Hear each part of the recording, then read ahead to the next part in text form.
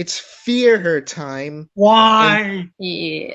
My thoughts on this episode, like this episode, are a complete jumble because, Edward, you described it as boring. I can see someone thinking of this episode as boring. That was not my experience with it this time around. Probably boring, competently written. Like, even as someone that's not a CinemaSins fan can easily poke the logic of this episode as, what the hell? Yeah, in fairness, we try to be fair with behind the scenes stuff. If I recall correctly, this episode was like a last minute. Stephen Fry was supposed to write an episode, but he had other obligations, and so this one was pretty much just drummed up from nothing. I really wish we got the Stephen Fry episode. Episode of Alien Invading 1920s Britain would have been interesting. I mean, it has some elements that could work, like some serious elements they have in the episodes, but they don't really dive into it enough to make any real impact. Like, with the child abuse elements and stuff. And it's like, this is a really serious topic, and you're kind of handling it like a CW show. Yeah, this isn't like the last episode where the thing with Love and Monsters is that it had a vision. It clearly knew what it wanted to be. It wanted to be a very specific kind of thing, and that either worked for you or it didn't. This episode, I feel like, is trying to be too many things at once. Like, there are a lot of interesting things conceptually in this episode. It's trying to balance being a story with the backdrop of the Olympics, and it's like the near future from the perspective of when it came out, which, interesting that we're almost as far in the future from this episode as this episode is in the future when it aired. So makes my head hurt even more. I thought it was like 2012 this takes place. Yeah, it does. Yeah. Okay. Are we already past? Wow, we're already past. Yeah. It's trying to be an episode that's kind of about the Olympics in sort of a symbolic way. It's trying to be about this girl's relationship with her mom and the ghost of her abusive dad, and about the alien that's possessing her body, and a Rose focus episode, but it just can't make the balance between like those 4 or 5 things work. And they're like 4 separate climaxes to this episode, just one after the other. Okay, they're just dabbling and stuff, and they're not really like focusing it all and fleshing it all out. Some of the elements are just, let's be honest, it's plain silly. Alien that can draw people into their self, from what I remember. Sort of like a weird alternate dimension brain space thing, I don't know. Skipping ahead to the end of this episode, all of these kids got taken into, we don't know, a weird drawing dimension, spent most of the day there. They show back up and like 5 seconds later, they're all fine. None of them are traumatized. None of them seem like they're even talking to their parents about what happened. They're just like, oh cool, my bike. Let's go back to playing football, everybody. Yeah. Even in like an episode that does something similar, like Night Terrors, when Amy and Rory are like, I was a doll thing, and Rory was like, yep. At least they addressed that. A childish idea for Doctor Who. I guess like a kid idea. Like, oh, we're going to draw people, and if they're going to magically be stuck in the drawings. It just seems like something from like a Disney Channel movie or something. Yeah, there are a couple of different ways to approach the multitude of things that this episode is trying to do. Personally, I think the smart move would have just been to get rid of all the Olympic stuff. Yeah. Nothing about the Olympics really needs to be in this episode. We try to do a thing where it's like a symbol for love. That could have really been anything. One of the climaxes of the episode is about sort of the symbolic meaning behind the Olympics and the Olympic torch. And we don't really do any kind of setup for that beforehand. We just let you know that the Olympics is happening. Yeah, it almost feels like an advertisement for the Olympics when you watch it. It's like, the Olympics are coming in. It's almost like a PR stunt for them. Especially with the super cheesy, the newscaster. Yes. More than heat and light, it's hope, and it's courage, and it's love. So bewildered by everything, and it's strange. Yeah, it's almost like they're trying to make the Olympics look good. Is they working, guys? it just comes off like really try hard and cheesy. Which, if that was the intent, I feel bad for the torchbearer who, like, just keels over and has to have his job usurped by some rando in a brown coat. How the hell did the Doctor manage to run all the way over there? My assumption was he took the TARDIS because the TARDIS got, like, taken away into the drawing with him. Mm-hmm. I feel like it's against Olympic Council protocol, whatever, to just let some random guy step in for the torchbearer when he falls over. I feel like you maybe can't do that. Yeah, and also it's like really bit disturbing. Some guy I think just killed over, and everybody celebrate, go the Olympics. Like, is he okay? I feel so bad for that guy. Maybe he was just like, screw it, I'm out. It was really disturbing to me watching it. It was like everyone celebrating and acting like this is such a happy moment, and I think someone just randomly killed over. He's not dead. I thought he died. He just got tired of running. He's got a heat stroke or something, and it's just, I feel so bad for him. Like, the defining moment of this guy's life will forever be that time he failed and had to have his job done by a complete stranger. Give me stranger whose hair is way too good for him. I don't think you can pick up the torch without getting tackled by security. I'm just going to say that right now. Maybe just use the psychic therapy like health and safety Olympics department. That would have helped, but still, it's the way the scene's filmed. Some guy has a heat stroke or something and is ill, and then the doctor just randomly picks this thing up and then runs, and no security tries to stop him. Even if we cut out the whole Olympic element of the episode, I think there is also something to be said for the alien. Just having the alien there is maybe all added detail that doesn't need to be. I get it, we want to do the whole parallel thing of like, or the alien or whatever lost its family, issues, makes them gravitate toward each other. Like I said, we also try to make this an episode about Rose. Well, I mean, the second half of it suddenly decides that's what it wants to be. It must have done such a piss poor job of that because I forgot that was a thing in the episode. They try to make her like the hero of the story. Well, of course they would. When the doctor is out of commission as Rose, I would have asked the doctor, what was it like being the drawing?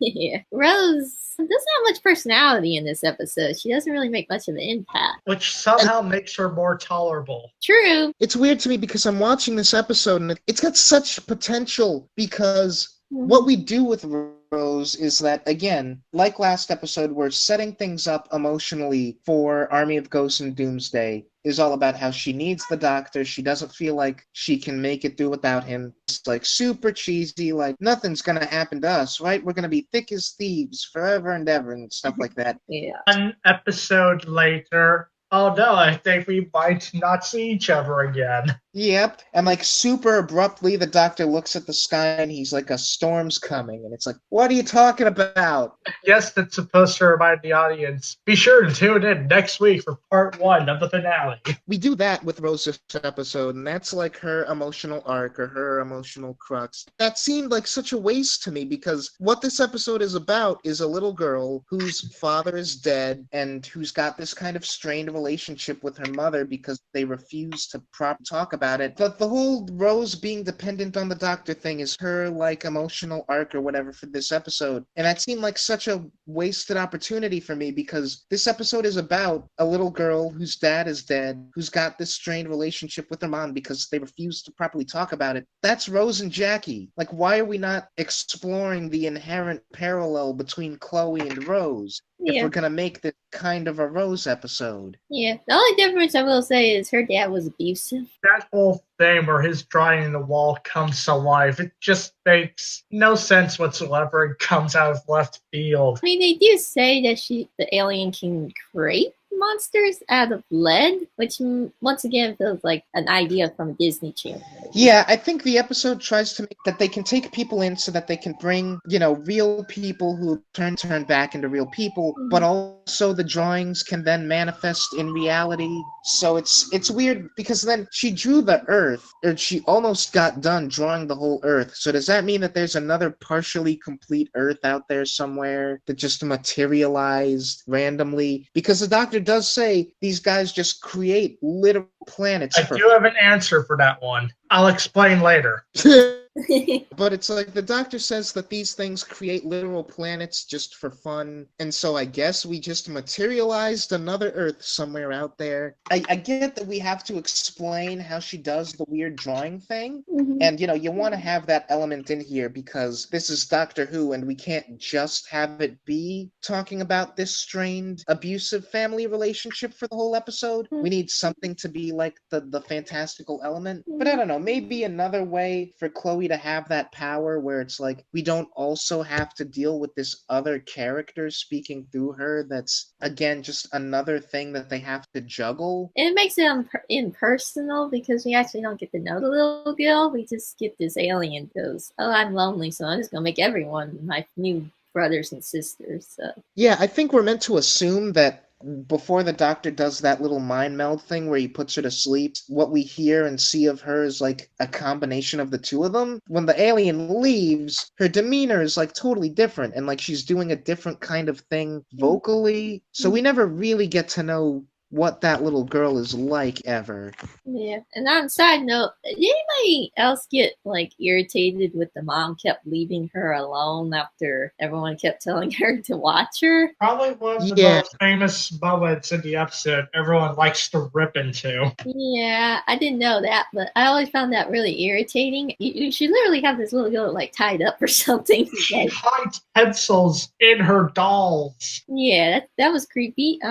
I knew her powers were to draw, and if I leave this person alone, they might do something like that. You should tie them up, or at least very least stay in the same room with them. I could buy it if the idea is that with like all that's going on and not wanting to talk about her dad, if she's just too uncomfortable being in the same room that she can't help it, she's just like, I know this is my daughter, but I can't be near her right now. If we talk about that, then that's suddenly really interesting. Yeah. But the episode's trying to do so much, that relationship doesn't really get to come out outside of broad strokes, I don't think. No, like there's the scene where Rose walks in and says, aren't you like watching Chloe, whatever? And it doesn't indicate that I can't be in the same room with her. She scares me or something. I can understand that. They don't indicate that. The actor just is kind of like. Also, I really don't want to be mean. This is going to sound like a really mean thing to say. Just say it. We all know what's coming. Do it! The child actor playing Chloe's just really bad. Yeah. The child actor is bad. What a shock. I mean, we've had some good child actors and stuff. This isn't one of them. No. I think so far is this one and the one with the dolls. Yeah. We have / will get some pretty okay to even pretty good child actors on this show. So I don't just want to treat it as like a given that when we have a child actor on Doctor Who, they're going to be bad. I get the feeling like because she's possessed, she's trying to do like, I'm going to act possessed. And it's not working. And like the vocal filter that we do, okay, this part isn't her fault. When it's just the alien talking and they do like the weird filter over her voice, that combined with her accent, combined with her acting, it's almost legible. Like, did anyone else just have trouble getting what she was saying when it's like her lying on the bed talking to the doctor?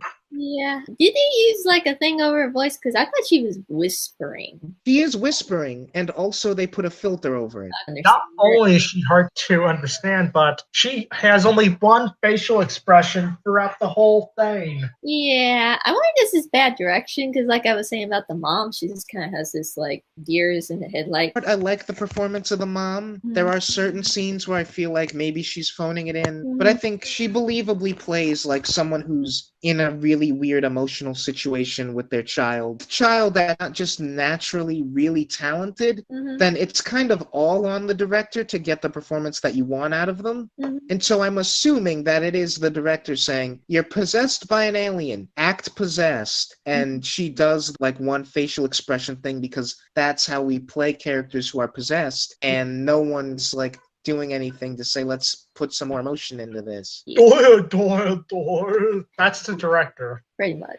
I don't want to be mean. Directing things is hard. Doing television is difficult. You can go the extra mile to do a good job, I think. I don't know who to blame here. It's just a sort of bad where all the bad things blur together that you're not exactly sure who gets the most blame for what. I wanted to ask you guys, how did you feel about the alien ship being powered by love? I could go either way on it because, like, love being a tangible thing that can, like, affect stuff. Love, in the end, is a chemical reaction that happens in the brain. The idea that, like, alien species and alien technology could find ways to utilize love in ways that might seem ridiculous by human standards, fine. But the way that we talk about it in this episode, and it's just kind of broad, feels a bit tacked on to me. How are they gathering it? Energy waves. Like, they can detect energy. Okay, so it just absorbs the energy of love. Yeah, it's like, you know how Kanye's always like, I got that dragon energy?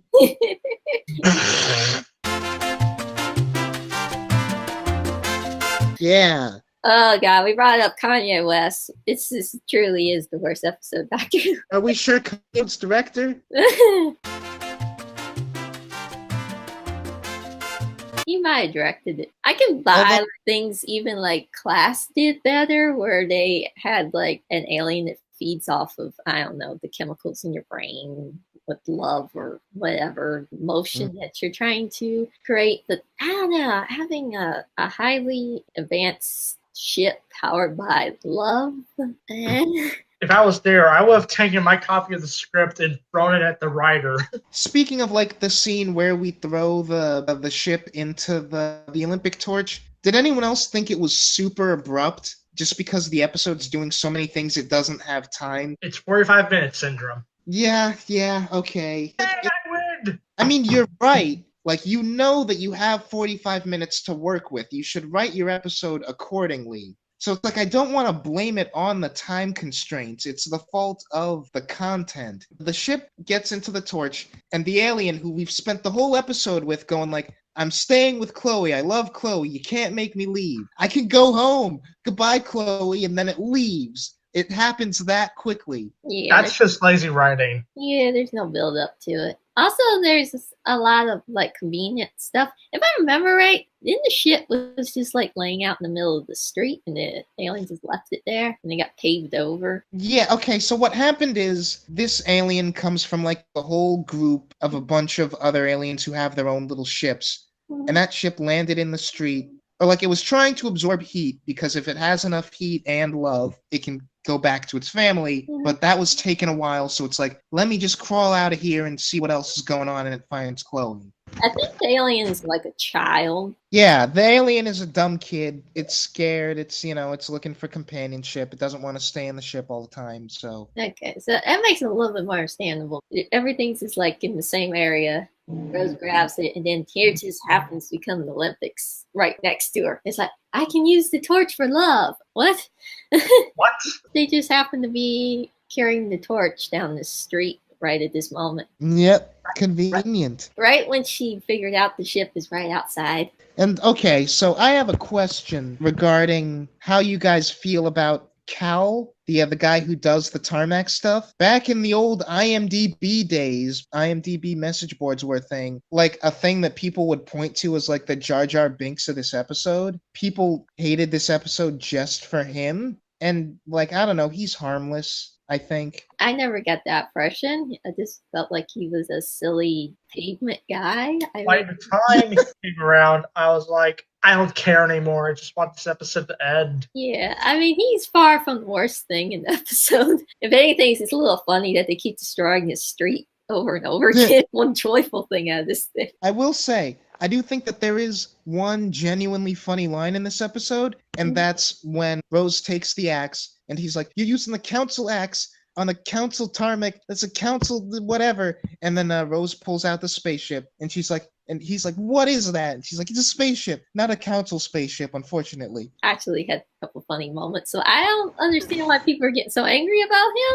I meant the vocal filter thing that we do with Chloe's voice at some points, and we kind of talked about the dad and like the dad drawing. And I guess I'll let you guys mention briefly how you think that element of the episode was handled, but also, did it stick out to anyone as like particularly a bad, weird choice? Another one of the many climaxes of the episode where it's Chloe and her mom, and like the dad's coming out of the drawing and he's gonna come and hurt him. That scene revolves around the two of them singing a song together, and we can't hear them singing because of the sound mixing has like made the scary action music as loud as possible. Yeah, that didn't work. I think that moment could have actually had some emotion if the background music of the episode wasn't blaring over it. Yeah, the whole scene with the dad and stuff, the shadow, I should call it, it kind of overpowers it. I mean, the whole episode's about love. It should be, love is overpowering, this ugly thing. Directed very well. I will say another choice about the episode that I like, which may or may not be a budgetary thing, is that I like that we never see the dad, like not even in flashbacks or anything. The only image we have of him is how Chloe and her mom view him. I like that aspect of it. Honestly, I think it would have been a better episode if they would have focused more on that element. The episode doesn't treat the subject lightly, to be fair. Yeah, that's fair. Again, it's got too many things it's trying to do. It should have picked one and stuck with it. Yeah, it just feels like it needs focus on one. Like, one of these elements by itself can work, but when you try to put it all together, it just feels like you're half. I really only have one other thing that stuck out to me about this episode, which is what I briefly mentioned talking about Love and Monsters, which is the Doctor's character. Yeah. I don't know if it's because this was written in a rush or because this is still Tennant's first series and we haven't really worked out his character yet. He is acting like really unlike himself in this episode. Yeah. And there's literally a scene that does not feel like this doctor. He just grabs peanut butter and starts eating out of it. Right, he just takes... I once saw a review of this episode by Diamanda Hagen. For the 2nd, 4th, 7th, or 11th Doctors, that moment works, but for Tennant's Doctor, that's not a unique moment in this episode. He feels like that the whole way through. Energized and kooky and not himself, and it's kind of strange. Yeah, it doesn't work. I mean, there's moments where he acts like Matt Smith in his episodes. Yeah, for the most part, I think we generally view Ten as a more down-to-earth Doctor temperament-wise. Yeah. But here he's really giddy and spazzy, and he's doing impressions and super weird. If this episode, I wonder if it was written at the very beginning of his run, right before the finale, you would think they're a little bit better. It's a late addition to the season, so I got the impression it was written later than all the other ones. Okay. Right about that, Edward, I feel like you know this better than I do. Yeah. I'm done. Oh, okay. He died. He did warn us that he was done with this episode. Yes, that's true. But, oh yeah, there is also the line that he has where I don't really know what to say or think about this. Rose and he are talking, and he's like, I was a dad. Rose has her reaction to that. I mean, I know that most people, I assume, already knew that kind of little interaction to just drop in the middle of this episode about parenthood and then not do anything with it. That doesn't seem smart. Although I wonder have we had since now 2 episodes back to back that have been as poorly received as these two? I don't think so. On different levels, I'm glad that I came back to these two. But I don't think I'm going to be in a hankering to come back to them. No. We reviewed what consider our 2 of the worst episodes of Doctor Who. We'll probably come back and do Sleep No More another time. I'm giving Sleep No More the full-on scripted, edited video treatment. I can't let that one rest. Can I guest star that one? You're open to? Yes, why not? Yay! Probably all our own reviews by the time we finally get to talk about it, but it deserves a lot of hate. Yeah. See you guys. Rage quit!